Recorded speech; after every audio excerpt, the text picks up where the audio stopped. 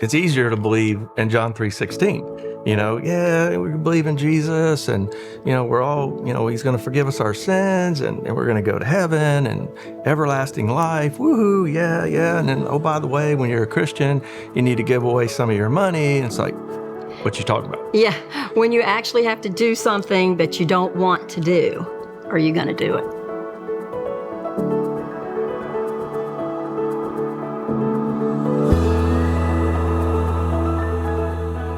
Jesus dying on the cross, when you think about it and you compare it to what we have to deal with in our life, it just makes you so grateful and thankful that God is in our life and that He covers our sin, covers our ignorance, and allows us a way to reach back directly to God.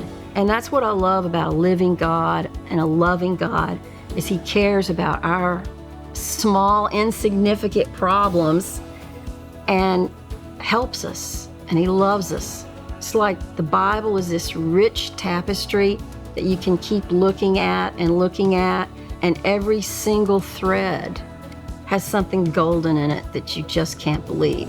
It's just so rich and deep, you can never know it all. So God's love is all-encompassing. It's big. It's bigger than we can even think about. A lot of what drives me is that I do want to do good. I know it's not about works, but I do want to show Him how much I appreciate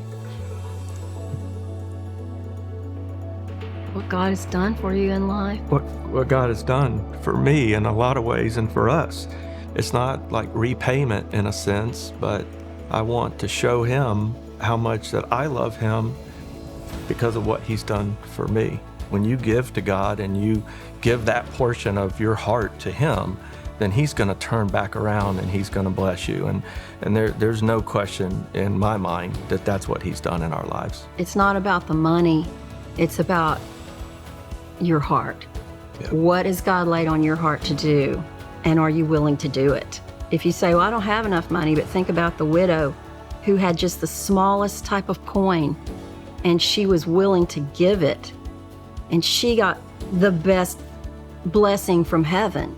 They said her name would be great in heaven for this, for giving out of your lack versus giving out of all of your abundance. But no matter where you're at, you should still prayerfully consider giving. God says to give cheerfully, and for us, that's, we're so bought into the move discipleship that the church is doing. There's a lot of aspects to it. There's no question, missions and all of that, but we want to see the new church built. We want people to come in and have a great experience and come to know who Jesus is. And the move gives us an opportunity to give to this church, to give to the cause, and then this church building will last well beyond our lifetime. We're part of a legacy here, and that's what excites us. And you trust the Lord. Yeah. To work through all the people at the church. Things are not going to be perfect because we live in an imperfect world with imperfect people.